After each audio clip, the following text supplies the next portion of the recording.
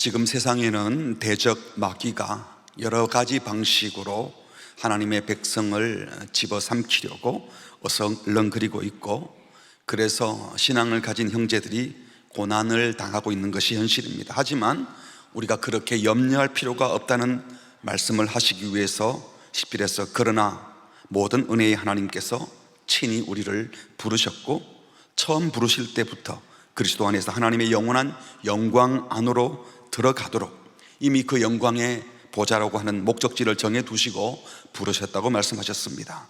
그러므로 이렇게 부름받은 우리는 매우 영광스러운 존재요, 고귀한 존재들인 줄 믿습니다. 이 사실을 정말 믿는다면 우리는 하나님께 찬송과 경배만 올려드리고 감사만 해도 부족할 텐데, 현실은 그렇지 못합니다. 이 세상에서 육체를 가지고 사는 동안 받는 여러 가지 아픔과 고난 때문에 내가 얼마나 존귀한 존재인지 그 신분을 망각하고 내가 걸어가야 할 길을 잃어버리고 헤매기도 하는 것이 우리들의 모습입니다. 그래서 주님은 계속 권면해 주시는 겁니다.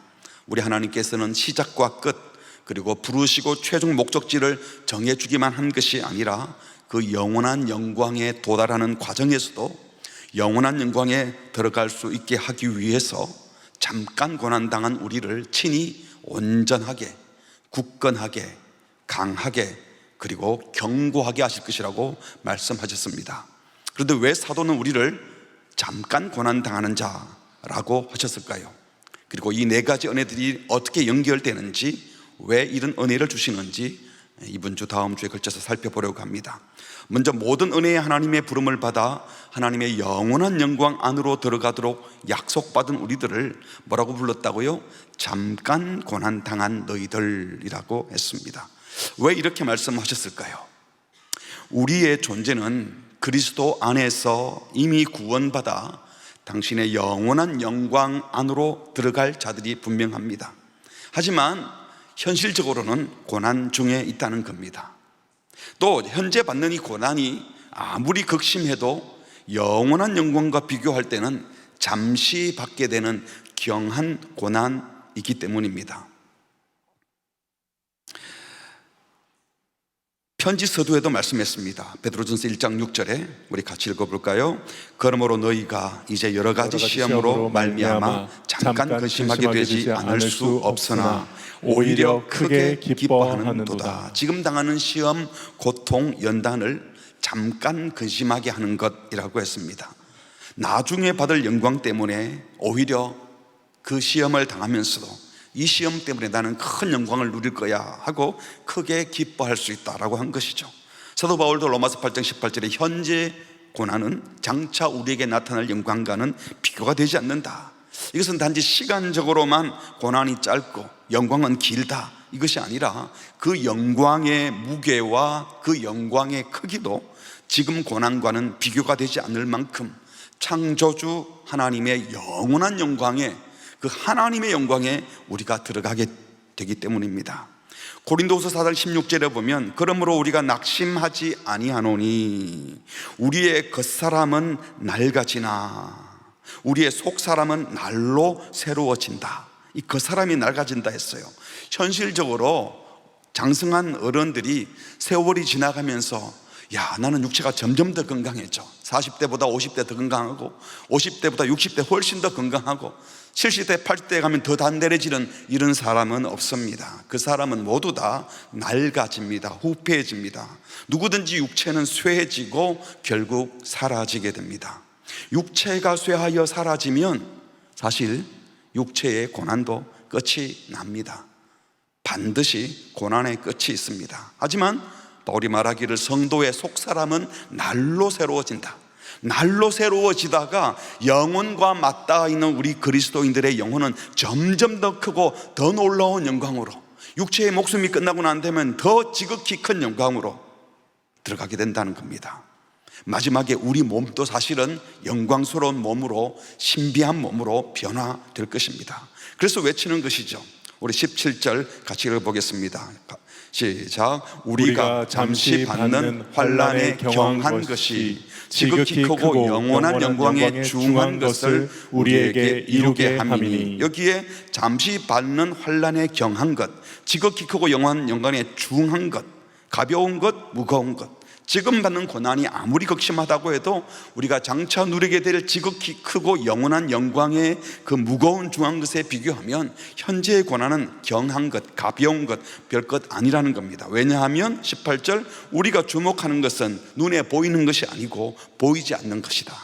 보이는 것은 잠깐이고 보이지 않는 것이 영원하기 때문이라고 했습니다. 그렇습니다. 우리는 잠깐 보이는 육체와 육체의 고난에 집중해서 사는 자들이 아니라 보이지 않는 영원한 영광에 집중하는 자들입니다. 분명한 사실은 지금 고난은 절대로 영원히 지속되지 않습니다. 끝이 있습니다. 시한부입니다. 우리 육체가 시한부이기 때문에 우리의 고난도 시한부입니다. 평생을 고통 중에 산다 해도 우리의 인생은 일시적 탈이 난 상태로 살아가는 것일 뿐입니다. 창조주 하나님, 위대하고 거룩하신 전능하신 하나님께서 결국에는 모든 악을 제거하시고 우리의 삶을, 우리의 육체를 회복시키시며 모든 것이 우리 하나님께서 처음 의도하셨던 대로 완벽하게 작동하게 하시고 지금으로 경험했던 것보다는 비교가 되지 않는 훨씬 더 큰 영광스러움으로 인도하는 날이 반드시 오는 줄 믿으시기 바랍니다. 그 날이 지금 내 생애 중에 어느 정도 일어날 수도 있어요. 하지만 하나님이 의도하신 대로, 하나님이 디자인하신 대로 완전히 새로워지게 하는 날은 내 생애 중에 일어나지 않을 수도 있습니다. 베드로서 3장 8절에 보면 사랑하는 자들아, 주께는 하루가 천년 같고 천년이 하루 같다는 이 한 가지를 잊지 말라. 우리들의 입장에서는 이 땅의 고난이 분명히 짧은 고난인데 천년처럼 느껴질 수 있어요. 하지만 주님의 시간 안에서는 분명히 잠깐이요 한 경점일 뿐입니다. 하지만 영원한 영광의 날은 반드시 온다는 사실을 믿으시기 바랍니다. 그러나 영원한 날이 아무리 온다 하더라도 지금 고난이 결코 만만하지 않습니다. 이 베드로서 신서를 받아 읽는 분들 가운데, 또 오늘 이 말씀을 듣는 성도들 가운데도 말 그대로 고난 받다가 잠시 고난이 멈추고 몇 달 고난 받다가 그 고난이 끝나고, 혹은 한두 해 고난 받았지만 이제 그 고난이 끝나서 질병이든 재정이든 관계 문제든 고난을 다 통과하고, 야, 주님이 이렇게 큰 기쁨을 주시다니, 이것을 경험하는 분들도 계시지만 또 어떤 분들은 계속 그 고난이 지속됩니다. 언제 끝나나. 그리고 죽음 이후에야 이 고통에서 해방될 분들도 분명히 있습니다. 다른 말로 하면 이 땅에 사는 동안 죽을 때까지 고통을 안고 살아갈 분들도 있다는 거예요. 아무리 지금 당하는 고난이 영원한 영광에 비하여 잠깐 고난이라 성경이 말한다 하더라도 실제로 그 고통을 겪고 있는 사람 입장에서는 수년째, 또 10년, 20년, 30년, 50년 계속 그 고난을 받고 있는 분들 입장에서는요, 결코 잠깐 고난이니까 너무 힘들지 말라, 이렇게 말하기가 참 어려운 겁니다. 그들에게는 너무 힘든 고통입니다. 누구라도 고난이 시작되면 언제 끝나나, 왜 이렇게 힘들지, 도대체 언제 끝나는 거야 하며 지금의 고난이, 아픔이 끝나지 않을 것처럼 생각하게 되죠. 제가 20년 전에 원인 모를 통증이 시작되었을 때 언제 이렇게 아파야 하나, 언제까지, 언제 끝나나, 이런 상태로 목회를 계속할 수 있고 설교 준비를 할 수 있을까 하는 생각을 하면서 꽤 긴 시간 동안 힘들어했습니다. 1, 2년 헤매다가 병명을 알고 통증을 어느 정도 제어하기 시작하면서 며칠 아프고 나면 또 주사 맞고 나면 약 먹고 나면 잠시 괜찮아지니까 하면서 견디고, 이제는 시간이 많이 지나서 한 번씩 찾아오는 통증이 일상이 되고 또 감당할 만한 힘이 생겨버렸습니다. 하지만 지금도 여전히 심각하게 아플 때는 누가 옆에서 그 2, 3일 있으면 괜찮아질 거잖아요, 약 먹으면 또 그냥 또 잘 견딜 수 있죠, 이렇게 말하면 어떨까요? 이게 맞는 말이에요. 사실이에요. 하지만 아픈 사람들한테 그런 말은 아무 도움이 안 됩니다. 잠시 고통이어도 고통받는 사람 입장에서는 심각한 고통이고, 그 순간에는 도대체 언제까지 이런 식으로 계속 반복해야 하나 하는 생각으로 또 아프면 또 힘이 들고 마음이 무너지는 것, 그게 보통 인생들의 모습이기 때문입니다. 성도라면 지금 이 고난이 아무리 길고 힘든다 해도 영원한 영광에 비하면 잠깐의 고난이요 경한 고난이라는 것을 말씀을 통해서도 알고, 또 천국을 소망하니까 알고 있어요. 하지만 알면서도 고난이 찾아오면 현재 잠시 받는 그 고난이 잠시인지 어쩐지 모르지만 지금은 너무 힘들어서 영원한 영광도 포기하게 되는 것이 우리 약한 인간들이라는 거예요. 그래서 우리가 이런 약한 존재인 줄 알기 때문에 사도는 현재의 고난은 잠시다, 영원한 영광이 있다, 이걸 계속 기억해라, 다시 강력히 권면하는 말씀이 오늘 말씀인 거잖아요. 모든 은혜의 하나님 그리스도 안에서 너희를 부르사 자기의 영원한 영광에 들어가신 이가 잠깐 고난당한 너희를, 아무리 고난이 길어 보여도 영혼에 비하면 잠깐이다, 아무리 고난이 극심해도 하늘의 중한 영광에 비하면 가벼운 것이다. 그러므로 잠깐 받는 이 세상 고난 때문에 우리가 약속받은 영원한 영광을 포기하지 말라고 말씀하십니다. 아프고 힘들 때 고통스럽죠. 그러나 그 고통 때문에 우리의 영광을, 우리의 존귀한 신분을 놓치지 마시기를 주의 이름으로 축복합니다. 모든 은혜의 하나님께서 당신의 신실한 자녀들 모두 그리스도와 함께하는 영원한 영광에 반드시 들어가게 할 것입니다. 그리고 그날에는 분명 아무 고통도 아픔도 없을 겁니다. 모든 눈물을 그 눈에서 닦아주시니 다시 사망이 없고 애통하는 것이나 곡하는 것이나 아픈 것이 다시 있지 아니하리니 처음 것들이 다 지나가는 날이 올 겁니다. 사랑하는 성도 여러분, 우리는 이미 그 영원한 영광 안으로 부름받은 자입니다. 모든 은혜의 하나님께서 그리스도 안에서 우리에게 약속하사 들어가게 하신 영광은 내 영광이 아니라 하나님 당신의 영원한 영광임을 잊지 마시기 바랍니다. 우리의 눈을 열어 영원한 영광의 크고 중함을 보게 하시고 현재의 고난은 잠깐인 것을 보게 해주시기를 주의 이름으로 축복합니다. 베드로 사도는 10절에서 또다시 하나님께서 우리를 영원한 영광의 목적지로 들어가게 하셨다, 그러나 그 영원한 영광에 이를 때까지 이 세상에서는 잠깐 고난을 당할 것이라고 하시면서, 어쩌면 이 고난이 죽을 때까지 긴 고난일 수도 있지만 그 고난 중에 있는 우리들에게 어떤 은혜를 베풀지를 말씀해 주십니다. 어떤 은혜를 주신다고 했습니까?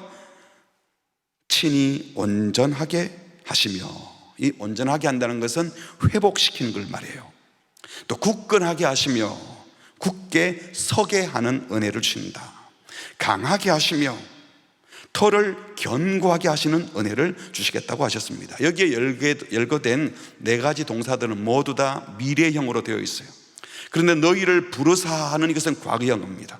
너희를 부르신 하나님이, 과거에 한번 결정적으로 우리를 부르신 하나님께서 앞으로 그 부르심의 목적을 이루기 위해서, 영원한 영광에 들어가기 위해서 반드시 베풀 은혜들이 친히 온전하게, 굳건하게, 강하게, 그리고 터를 견고하게 하실 것이라고 한 겁니다. 이 네 가지를 자세히 살펴보면 무작위로 그냥 내뱉은 말이 아니라 나름대로의 긴 연관성이 있고 점진적인 어떤 순서가 있는데, 오늘은 그 중에 두 가지만 살펴보려고 합니다. 먼저 친히 회복시켜주는 은혜입니다. 우리 한글 성경에 온전하게 하시며, 친히 온전하게 하시며 라고 했는데, 여기에 사용된 헬라어 단어가 카타르티세이, 이거는 카타르티죠, 그것의 미래형인데요. 온전하게 하다 이런 뜻도 있지만 옳게 하다, 또 수선하다. 특별히 이 단어가 해부학 용어라고 그래요. 뼈나 이런 것들을 해부했다가 제자리에 다시 맞춰둘 때, 제자리로 돌려놓을 때 쓰는 말입니다. 그래서 다시 원래의 위치로 돌려놓다, 회복하다. 그래서 다시 사용할 수 있도록 준비시키다, 이퀴하는 거예요. 그래서 온전하게 하시는 은혜라는 것은 잘못되었던 것, 삐뚤어졌던 것, 잠시 잃어버렸던 것을 다 원위치시키는 거예요. 원위치, 제자리에 돌려놓으시면서 회복시켜주는 은혜. 왜 이런 말씀을 하시겠습니까? 우리가 고난받고 박해받다 보면 잠시 흔들리는 거예요. 내 신분을 잃어버리고, 내가 서야 될 자리를 잃어버리고, 내가 걸어가야 될 방향을 잃어버리고, 그래서 그리스도인들의 신분, 자기 자리, 또 삶의 방향을 잃어버려서 잠시 잃어버린 그것을 다시 회복시켜주는 걸 말하는 겁니다. 그렇습니다. 모든 은혜의 하나님은 성도들이 고난 때문에 상실하였던 신분, 지위, 특권, 능력, 삶의 목적과 방향, 이 모든 것을 원위치 시켜주는 거예요. 원래 상태로 회복시켜 주셔서 그리스도인으로 살아갈 수 있도록 준비시켜 주실 겁니다. 실제로 사람들이, 신자들이 시련을 겪으면 흔들리고 길을 잃고 제 위치에서 떨어나가서 신자가 왜 저래 하는 일을 하기도 하죠. 처음에는 믿음으로 또 선한 양심으로 살겠다고 결심했는데 고난이 찾아오면 견디다 못해서 흔들리고 맙니다. 자신의 신분을 망각하고 자기의 원래 목적지가 어딘지 잊고 흔들립니다. 이때 모든 은혜의 하나님께서 이런 교회를 그냥 내버려 두지 않고 온전케 하신다, 다시 회복시킨다는 거예요. 신자가 설 자리에 서게 하시고 교회가 있어야 할 자리에 있게 하신다는 겁니다. 그래서 우리가 어디서 어떻게 구원받았는지 다시 죄된 세상 유혹에서 빠져나오게 하시고, 그리고 최종 목적지가 어딘지 다시 밝혀주시고, 우리를 불러내신 목적이 영원한 영광에 들어가는 것임을 상기시켜 주시는 것입니다. 그래서 다시 교회가 또 우리 성도가 가져야 될 기대와 소망을 회복시켜 주는 것, 이것이 온전하게 하시는 은혜, 회복시켜 주시는 은혜입니다. 그렇습니다. 우리가 어떻게 구원받았는지를 잊고 사는 우리들에게, 우리가 처음 복음을 듣고 기뻐하며 주님과 관계에 맺었던 우리의 존재, 우리가 어떻게 주님과 관계를 맺게 되었는지 그걸 회복시켜 주는 겁니다. 고난 때문에 잠시 잃어버렸던 우리의 목적지, 열심히 살다가도 내가 왜 이러고 있지, 방향을 잃고 방향 감각을 잃어버리고 또 소망 없이 그냥 열심히 살고 있는 우리들에게 다시 회복시켜 주셔서 은혜 받았던 자리로 돌아가도록, 그리고 우리의 삶의 목적을 다시 확인하도록 회복시켜 준다는 겁니다. 1장 3절에서 말한 것처럼 산 소망을 갖고 살게 하십니다. 3장 9절에서 말한 것처럼 죄에 대하여 죽고 의에 대해서 살면서 악을 악으로 욕을 욕으로 갚지 않고 도리어 복을 비는 존재로 살게 하시고, 3장 16절에서 말씀하셨던 것처럼 우리가 17절에 선을 행함으로 고난받는 것이 하나님의 뜻일진데 악을 행함으로 고난받는 것보다 낫다, 16절에서는 선한 양심으로 살라고 했잖아요. 그래서 선한 양심으로 행하게 하십니다. 또 4장 10절에서 말씀하신 것처럼 무슨 일을 하든지 하나님의 은혜를 맡은 선한 청지기로, 다 은혜입니다, 은혜로 살게 하시고, 또 4장 16절에 그리스도인으로 고난을 받는 것을 부끄러워하기보다 고난받음으로 하나님께 영광 돌리게 하는, 우리가 다 그런 마음을 가졌잖아요. 그 방향으로, 그 위치로 돌려놓으신다는 거예요. 그래서 계속해서 하나님을 사랑하여 하나님이 보내신 그리스도가 가셨던 길 같이 걸어가고, 그 어떤 경우에도 선한 양심으로 말하고 행동하고, 우리를 비방하는 자에게 똑같이 비방하는 것이 아니라 우리의 선한 행위를 통하여 그들이 오히려 우리 선한 행위를 보고 부끄러움을 당하게 하는 그런 멋진 삶을 살도록 위로해 주시고 격려해 주시는 분이 모든 은혜의 하나님입니다. 그래서 우리가 하나님의 자녀로 살도록, 계속 천국 백성으로 살도록, 썩지 아니할 시인 살아있는 하나님의 말씀으로 거듭난 자로 살도록, 선한 양심을 가진 자로 악과 타협하지 않고 제자리 제 위치 지킬 수 있도록 회복시켜 주시는 분이 우리 주님이십니다. 다시 말씀드립니다. 고난으로 잠시 흔들렸던 우리의 신분이 무엇이었는지, 고난으로 잠시 잊었던 우리의 목적지, 우리의 소망이 무엇인지 분명히 다시 밝혀주셔서 이 영원한 소망을 향하여 방향 잃지 않고 크리스찬의 신분에 걸맞게 살도록 원상복귀, 원위치 시켜주시는 그 친히 온전하게 하시는, 회복하시는 은혜가 우리 모두에게 있기를 바랍니다. 혹시 내 신분 잊어먹고 아이 모르겠다, 나도 그냥 똑같이 살래, 혹시 목적지를 잊고 신자의 삶의 방식을 포기하고 흔들리고 계신 분이 계십니까? 다시 제자리로 원위치 하시기를, 방향과 목적을 다시 잡으시기를, 다시 기억하여 그 자리에 돌아오시기를 주의 이름으로 축복합니다. 두 번째는 굳게 서게 하시는 은혜입니다. 여기에 굳건하게 하시며, 이게 굳건하게 하시며 할 때 스트릭세이, 이게 스테리조 이 단어는요, 든든히 세우다, 굳건하게 서 있게 하다, 뭐 이런 뜻이에요. 고정시켜서 흔들리지 않게 세운다. 그냥 세우는 게 아니고 또 정확히 말하면 맞서서 굳게 서게 하다. 원수들이 있고 악한 자들이 있는데 뒤돌아서지 않고 맞서서 서게 하는 것. 그러니까 고난이 빼앗아갔던 지위, 특권, 능력, 자원, 삶의 방향을 완전히 온전하게 하시는 은혜, 회복시킨 은혜를 베푼 다음에는, 회복한 다음에는 이제 그 자리에 든든히 서는데 맞서게 하는 은혜, 그게 굳건하게 서게 하는 겁니다. 굳건하게 하신다, 제자리에 굳게 서게 하신다, 이것은 또 다른 말로 하면 은혜 받은 자리로 돌아가서 은혜 받은 방식으로 살게 하신다는 거예요. 그래서 우리가 은혜를 받았을 때 내 힘으로 된 게 아니라 다 주님의 선물이다, 은혜다. 그때는 온통 우리 머릿속에 자기를 의지하지 않았죠. 은혜 베푸신 하나님만 의지하지 않았습니까? 그러니까 오직 하나님의 은혜만 의지 않고 그 자리에 서 있는 것이 바로 굳건해지는 거예요. 우리가 신자의 자리에, 하나님의 자녀된 자리에 굳건히 서 있지 못하는 이유가 뭘까요? 내가 은혜 받은 자를 잊어먹은 거예요. 구원받을 때는 은혜를 받고 난 다음에, 그 다음에 고통이 오고 아픔이 올 때는 내 힘으로 이겨보리라, 주님이 아닌 자기를 의지했기 때문입니다. 생각해 보세요. 우리가 믿음 위에 든든히 서 있게 된 때 있지 않습니까? 그때 우리에게 무슨 능력이 있었던 겁니까? 아니죠. 주님을 만났을 때 우리는 내게 선할 행할 능력이 전혀 없음을 알기 때문에 전적으로 주님만 의지했어요. 그게 힘이었어요. 억만죄악에 빠져 하나님과 원수되었던 나를 위해 하나님께서 독생자를 내어놓으시고 나를 위해 십자가에 죽게 하시지 않으면 내가 살 수 없기 때문에, 그 하나님이 부신 사랑 때문에, 값없이 베풀어진 은혜 때문에 내가 하나님의 자녀가 되었다, 천국 백성이 되었다, 이 사실에 너무 감격했어요. 그러다 보니까 나 같은 죄인이 누구를 미워할 수 있겠어? 나 같은 사람이 뭐 내 원수라고 내가 어떻게 용서하지 못하는 건, 이게 있을 수 없는 일이지. 주님이 나를 용서하셨는데, 주님이 나를 사랑하셨는데 내가 누구를 혐오하겠어? 사랑하지 못한다는 것은 있을 수 없어. 하나님의 그 큰 사랑을 경험했을 때는 그런 마음으로 살았잖아요. 그런데 이제 와서 갑자기 그리스도 안에서 베푸셨던 하나님의 은혜를 망각하고 자기 힘으로, 자기 의지로 사랑하려고 하니까 안 되는 겁니다. 그래서 세상과 똑같이 원수는 미워하고 악은 악으로 갚고 나한테 잘해주는 사람에게는 잘해주고 그냥 똑같은 세상 사람처럼 되고 만 거예요. 우리를 돌아보십시다. 하나님의 부름을 받은 자로서 악을 멀리하고 선을 행해야 된다는 것 머리로 들어서 다 알고 있어요. 원수도 사랑해야 되고 나를 핍박하는 자를 위해서도 기도해야 되는 줄 알아요. 근데 보통 그거 어떻게 해요? 나는 못하죠. 은혜로 다 돌아가야 되는데 은혜로 갈 생각을 안 하는 거죠. 내 속에 선도 없고 사랑도 없다는 것을 알면 난 못하는데 하고 흔들릴 것이 아니라 난 못하기 때문에 주님의 은혜가 필요합니다, 이렇게 말을 해야 되는 것 아닙니까?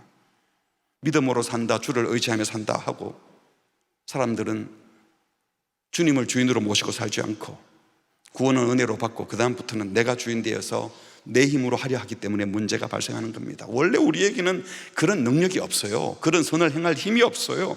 주를 의지하지 않고 주님의 은혜에 의지하지 않으면, 자기를 의지하면 결코 우리에게 선한 것이 나올 수 없는 겁니다. 그러므로 신자가 제자리에 굳건하게 선다, 이것은요, 하나님께서 그리스도 안에서 행하셨던 그 모든 놀라운 사랑과 은혜, 원수를 살리려고 당신의 아들을 보내셔서 십자가에 죽게 하시는 그 십자가의 사랑과 은혜를 다시 기억해내는 것, 그것이 제자리에 서는 겁니다. 어쩌면 이것 때문에 은혜 받은 자리로 되돌려 놓으셔서 은혜의 자리에 굳게 서게 하려고, 하나님이 우리를 부르신 그 부르심을 다시 기억하게 하시려고 시련의 자리로 보내고 고통의 자리로 보내기도 하시는 겁니다. 그 연단의 불가모를 통과하면서 내 힘으로 도저히 감당할 수 없을 것 같은 고난을 통과하면서 쓰러진 그 자리에서 원래 내가 아무것도 할 수 없는 자였지 깨닫는 거예요. 그리고 십자가에 달리신 예수 그리스도를 쓰러진 그 자리에서 보는 겁니다. 그래서 그리스도의 십자가를 다시 만나게 되면 이 십자가가 바로 나를 구원하신 길이었고, 십자가가 바로 능력이었고, 이 십자가가 구원받은 내가 살아가야 될 삶의 방식이라는 사실을 확인하게 되는 겁니다.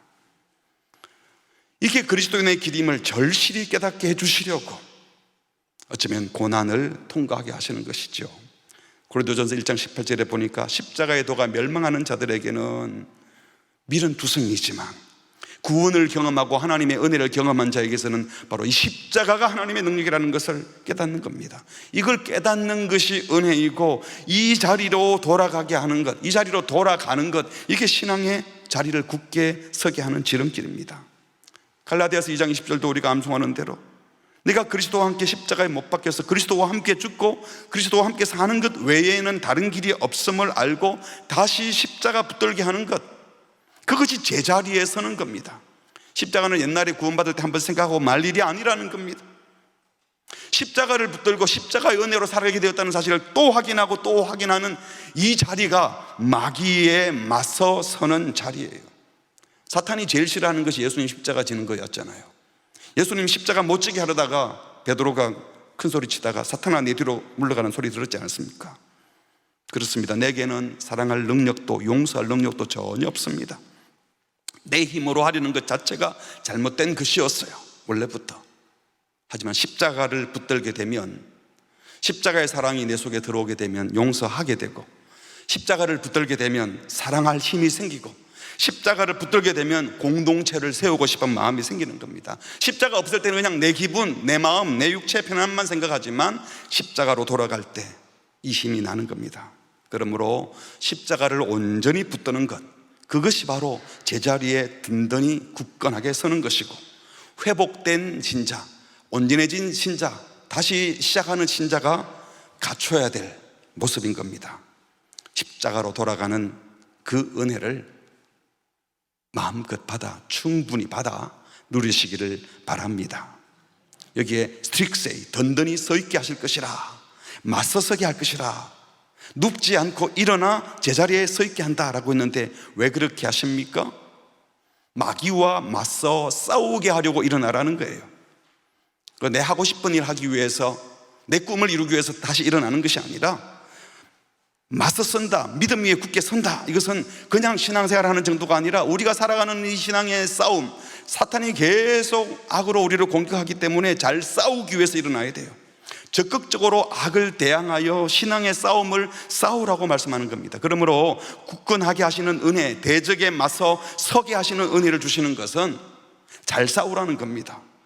그런데 신앙의 싸움을 싸울 생각은 하지도 않고, 아유 나는 싸우기 싫어, 그리고 가만히 있으면 어떻게 됩니까? 새서왕이 깔아둔 자리에 널브러져 누워 있는 거예요. 세상 사람들 이거 편한 길입니다, 돈만 주면 다 해결됩니다, 권력이 아부하면 다 힘이 납니다 하는 그 세상의 자리에 그냥 누워버리는 거예요. 근데 많은 그리스도인들이 진짜 그런 식으로 살고 있어요. 신앙의 야성을 잃어버렸어요. 대적이 있다는 사실을 의식도 안 하고 마땅히 대적할지를 대적할 생각도 없습니다. 이건 참 그리스도인의 모습이 아니죠. 그리스도를 대적하는 세상에 맞설 생각도 하지 않고 그냥 세상에 편히 누워 있다면, 죄된 본성대로 그냥 내가 하고 싶은 말 다 해버리고 내 욕정대로 그냥 따라간다면 그것은 이미 신자된 본분을 망각하고 있는 것이고, 그 자체가 영적 싸움에 이미 패배한 겁니다. 싸운지도 모르고 있는데 어떻게 이긴 거겠어요? 사탄은 공격하는데.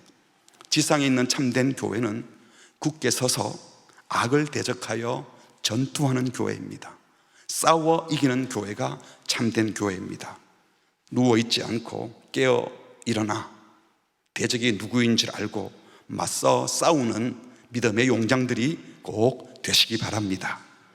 이때 중요한 게 있어요. 싸울 대상이 누군지, 대적이 누군지를 분명히 알고 싸워야 돼요. 그냥 주먹만 휘둔다고 싸우는 게 아니에요. 이 대적 마귀의 가장 중요한 특징 여러 번 말씀드렸죠.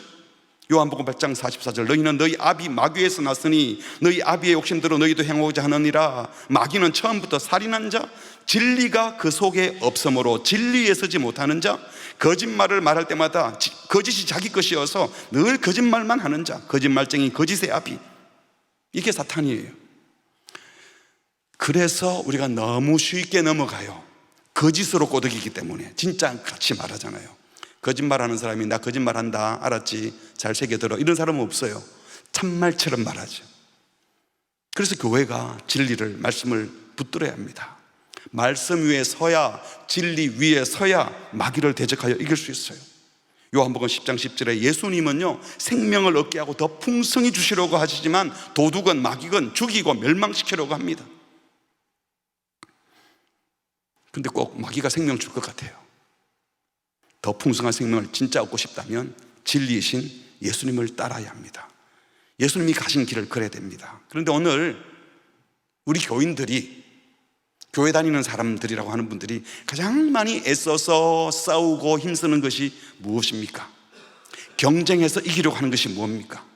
예수님을 더 따르기 위해서 더 헌신하고 더 섬기고 더 사랑하려고 애쓰고 있나요? 여러분, 교회 안에서 가장 무서운 적은 세속주의입니다.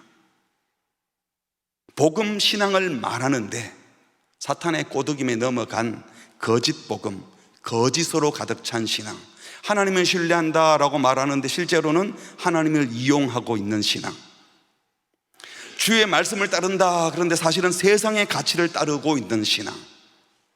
그래서 기도하고 말씀 읽고 하면서 계속 세속적인 축복을 구하는 거예요. 세속주의. 성경은 분명 세상을 사랑하지 말라고 했습니다. 요한일서 2장 15절에 보니까 이 세상이나 세상에 있는 것을 사랑하지 말라. 누구든지 세상 사랑하면 아버지의 사랑 그 안에 없다. 이는 세상에 있는 모든 것은 육신의 정욕, 안목의 정욕, 이생의 자랑, 육체의 욕구를 따라서 눈에 보이는 것을 따라 자기 명예를 자랑하는 것, 이거 다 하나님에게서 나온 것이 아니고 마귀에게서 나온 거라는 겁니다. 그래서 세상 것 더 얻으려고, 세상 축복 더 받으려고 싸우고 있어요. 세상을 사랑해서 세상에서 싸워 이겨서 세상에서 멋진 사람 되고 싶다는 거예요. 그래서 그 싸우는 내용이 다 보면 내가 돈 더 많이 벌고, 내가 더 출세하고, 우리 자녀 더 건강해지고, 내가 더 인정받고, 내가 더 높이 올라가고, 그래서 더 많은 부와 명예와 권력을 얻으려고 싸우고 있는 것, 이거 완전히 엉뚱한 싸움을 싸우는 거예요. 이 싸움을 위해서 예배당 와서 울고 불고 기도하고 왜 안 됩니까? 철회하고 잘못 싸우는 거예요. 우리는 세상에서 싸울 자들이 아니라 세상과 싸워야 합니다. 세속주의와 싸워야 합니다. 히브리서 2장 14절에 보니까요, 자녀들은 혈과 육에 속하였으며 그도 또한 같은 모양으로, 예수님이 똑같이 혈과 육을 가진 모양으로 오신 이유가 뭐냐? 그것은 죽음을 통하여 우리 예수님이 스스로 죽고 또 부활하심으로 죽음의 세력을 잡은 마귀, 사망 권세를 붙던 마귀를 부활로 멸해버리시고, 15절, 일반 사람들은 죽기를 무서워서 한평생 매여 종노릇 하는 자, 죽으면 어떡하나, 살아야 되는데 이 육체의 생명 붙들려고 한평생 사망의 종노릇 하는 자, 다른 말로 하면 마귀의 수하에 있는 모든 자들을 해방시켜 주기 위함이라고 했습니다. 그런데 신자가 이 세상과 세속주의와 싸우려고 하지 않고 겨우 목숨 붙어 있는 동안, 몸 가지고 있는 동안 잘 먹고 잘 살고 편히 살고 이 세속에서 인정받는 것을 위해서 산다는 것은요, 마귀의 건세 하에서 죽기를 무서워하며 어쨌든 더 살아보려고 사망의 종로를 하는 세상의 사람과 똑같아진 거예요. 세상과 똑같이 싸우고 있고 세상 사람들과 똑같이 경쟁하고 있다는 겁니다. 다시 말하면 우리가 어디서 구원받았고 어디로 향하고 있는지를 잃어버린 거예요. 내가 어디서 와서 어디로 갔는지, 내가 어떤 식으로 은혜를 받고 구원받았는지, 내 생명이, 새 생명이 어디서 어떻게 세워졌는지 잊어먹은 거예요. 그러다 보니까 싸워야 될 싸움은 안 싸우고 싸우지 말아야 될 세상 싸움을 싸우는 겁니다. 하나님의 이름이 거룩히 여김을 받기 위해서 싸우지 않고 자기 이름을 높이려고 싸웁니다. 하나님 나라가 임하기를 위해서 싸우지 않고 자기 왕국을 세우려고 싸웁니다. 하나님의 뜻이 이루기 위해서 싸우지 않고 내 뜻을 이루려고 울고불고 난리를 치는 겁니다. 왜요? 사망의 종이 되었기 때문입니다. 적이 누군지 있고 적의 수하에 들어가 버린 겁니다. 그래서 주님께서 그들을 온전하게 하시고 회복시킬 뿐만 아니라 굳건히 서게 하셔서 서 있어야 할 자리에 제대로 방향 잡고 서게 하셔서 세상에서 싸우지 않고 세상과 세속주의와 악한 권세 잡은 자와 마귀의 권세와 싸우게 하려고 다시 일으켜 주시는 겁니다. 우리를 당신의 영원한 영광으로 부르신 하나님은 이 세상에서 옛날 더러운 양심이 아닌 거듭난 심령의 회복된 양심, 구원받은 자의 새 양심, 청결한 양심으로, 세상 사람들도 양심을 말하지만 그 양심과는 대조가 되는 사도 베드로가 말하는 선한 양심으로 주 예수 그리스도가 가신 길을 쫓아가게 하려고 부르셨습니다. 그래서 영원한 영광으로 부름받고 그리스도를 쫓아가는 길에 서 있는 성도들, 우리 성도들은 이 길을 막아서는 사람들, 다시 말하면 그리스도를 대적하는 자들, 십자가의 길을 거부하는 자들, 용서하고 사랑하고 섬겨야 된다는 것을 거부하고 하나님 나라, 하나님 뜻, 하나님의 영광 구하지 않고 자기 나라, 자기 뜻, 자기 이름 구하는 세속주의자들과 싸울 수밖에 없는 겁니다. 그래서 그 길을 가다 보면 고난받고 때로는 실패하고 넘어지기도 하는데, 이들을 다시 온전케 하시는 분이 하나님, 모든 은혜의 하나님이십니다. 온전케 하실 뿐만 아니라 다시 제 위치로 세워서 제자리에 서게 하시는 분이 바로 온전한 은혜를 베푸시는 하나님, 굳건하게 서는 은혜를 주시는 하나님이 있습니다. 우리를 일어서게 하셔서 대적을 분별하게 하시고 대적과 맞서 싸우게 하시는 분이 우리 주님입니다. 이렇게 우리의 신분을 알게 하시고 은혜 받은 자리로 돌아가서 다시 일어서게 하시고 적이 누군지 분별해 맞서게 하시는 것, 선한 싸움을 제대로 싸우도록 돕는 것이 바로 은혜인 줄 믿습니다. 이 은혜를 받은 사람은 싸우고 있을 겁니다. 이 은혜를 확인한 사람은 다시 제 걸음을 걷고 있다는 사실을 자기가 확인하는 겁니다. 혹시 나도 모르게 약해서 쓰러져서 싸움 대상이 있는지도 모르고 널브러져 누워 있었다면 다시 일어나셔서 대적과 맞서 싸우는 자 되시기를, 바른 싸움을 싸우는 자 되시기를 주의 이름으로 축복합니다. 말씀을 맺겠습니다. 첫 번째로, 우리는 잠깐 고난 때문에 영원한 영광을 포기할 수 있는 나약한 자들입니다. 우리는 그래요. 영원한 영광을 아는데도 지금 고난 때문에 모르겠다, 일단 피내야 돼, 그런 사람들이에요. 그래서 우리는 우리의 그런 연약함을 인정하고 잠깐 고난 때문에 영원한 영광을 포기하지 않는 은혜를 주시길 바랍니다. 어떻게 해야 되죠? 말씀을 먹어야 돼요. 진리의 말씀을 계속 듣고 먹어야 돼요. 말씀을 먹지만 또 이것을 확인하기 위해서 성찬 공동체, 예수의 살과 피를 기념하는 성찬을 함께 먹고 마시는 겁니다. 함께 먹고 마신다는 것은 같은 믿음을 고백하는 성도들이 주님의 길, 십자가에서 죽으신 그 주님의 길을 함께 걷겠다고 교제하는 자리이죠. 말씀을 먹고 성찬의 뜻과 잔을 먹으면서 성도의 공동체 한몸된 교제를 함으로 이 고난을 잘 통과하시길 바랍니다. 두 번째로, 고난 때문에 혹시 내가 어디서 어떻게 구원받았는지를 잃어버리고 내 소망이 무엇인지, 내 삶의 목적인지 방향을 혹시 잃어버린 자가 계십니까? 주께서 우리가 은혜 받았던 자리로 원위치시켜 주시는, 다시 회복시켜 주시는 은혜를 주시기 바랍니다.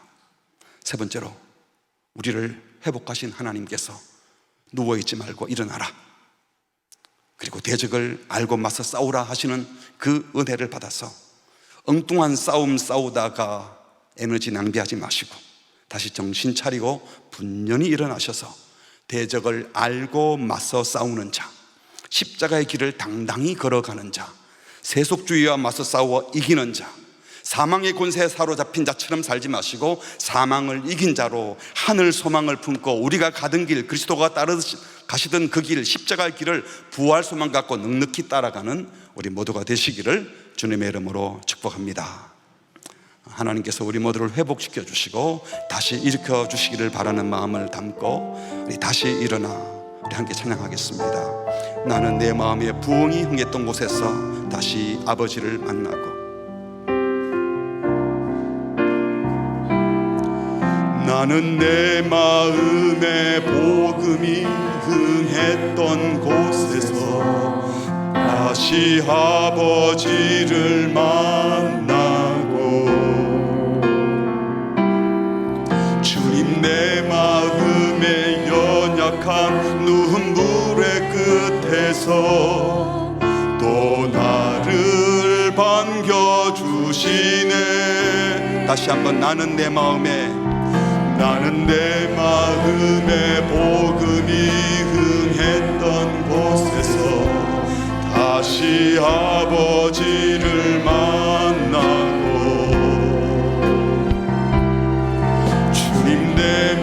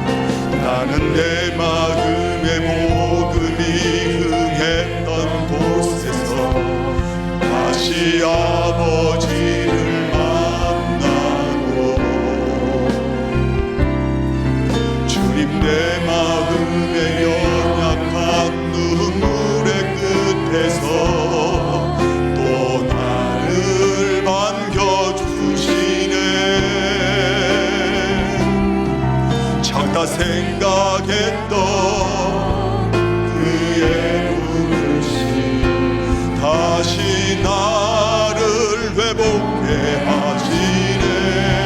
다시 일어나 다시 일어나 주를 예배하니 내 모든 기쁨이 되리.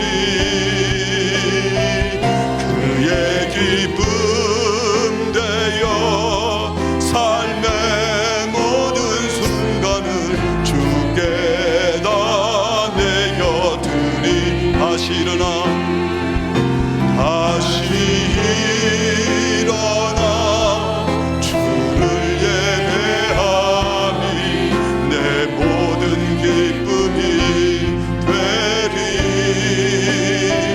그의 기쁨 되어 삶의 모든 순간을 주께 다 내어. 십자가 십자가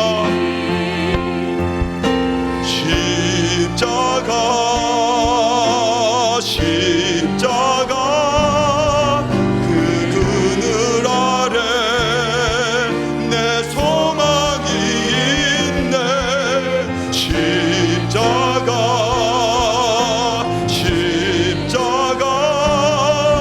그 그늘 아래 내 생명이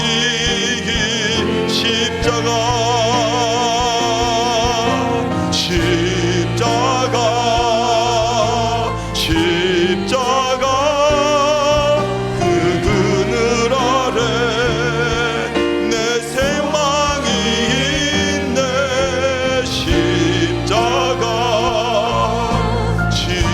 십자가 그 그늘 아래 내 생명이 있네. 우리 같이 기도하겠습니다. 우리는 맨날 들어서 알지요. 영원한 천국 영광, 하늘 영광이 있다고, 천국 소망 갖고 있다고. 근데 말은 그렇게 해두고 실제로는 보면 그 영광을 사모하지도 않아요. 온통 목표가 여기서 고난 안 받고, 여기서 영광 누리고, 여기서 인정받고, 지금 사람들에게 대접받고. 다시 정신을 바짝 차리고, 주님, 나의 영광이 어디인지, 내가 어디로 부름받았는지 잊지 않도록 해주십시오. 영원한 영광을 잠시 고난 때문에 포기하지 않도록 은혜를 주옵소서. 혹시 잠시 받는 고난 때문에 내가 어디서 구원받았는지를 잊어버리고 은혜로 구원받았다고 말은 하고는 자기 힘으로 살려고 하다가 지쳐 쓰러진 분은 안 계십니까? 주께서 회복시켜 주시는 은혜를 주시길 바랍니다. 은혜 받았던 자리로 돌아가서 다시 십자가 붙들게 해주십시오. 다시 일어서는 것은 악과 싸우기 위해서인데, 주님, 지금까지 엉뚱한 싸움을 싸우고 엉뚱한 곳에 매달려 있었는데, 주님, 바른 싸움 싸우도록 십자가의 길을 잘 걸어갈 수 있도록, 나도 모르게 내 속에 들어와 있는 세속주의, 세상 끝 탐하는 잘못된 사망에 붙들린 사람처럼 살았던 나를 용서하시고 사망을 이긴 자로 살게 하여 주시옵소서. 합심해서 기도하시겠습니다. 하나님 아버지, 영원한 영광을 받았고 가면서 이 땅에 것을 매달린 사람들의 모습을 써주시고, 주님, 잠시만 들어가시고 영원한 영광을 거부하신 모습, 다시 내가 은혜 받았던 자로 돌아가게 하시고 회복시켜주는 은혜를 허락하여 주시옵소서. 우리를 회복하시는 이제 보이지. 다시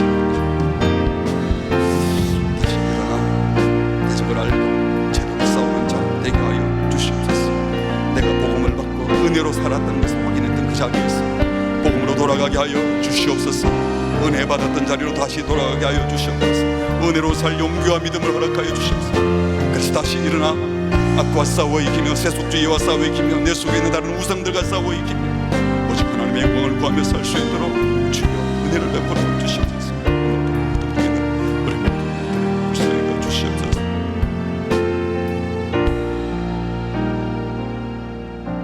하나님 아버지, 억만 죄악 가운데 하나님과 원수 되었던 우리를 살리시려고 독생자 예수님을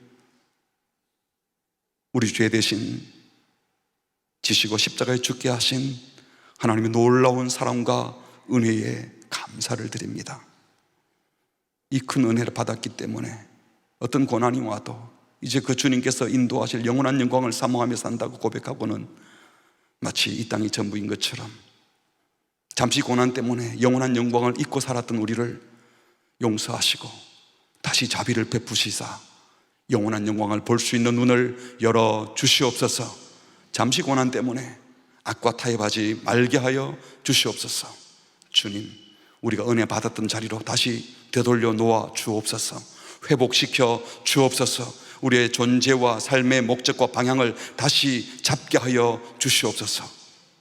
혼자만 살지 아니하고 이제 악과 분연히 맞서 싸우는 영적 전투에 싸울 준비를 하는 우리 되게 하여 주시옵소서.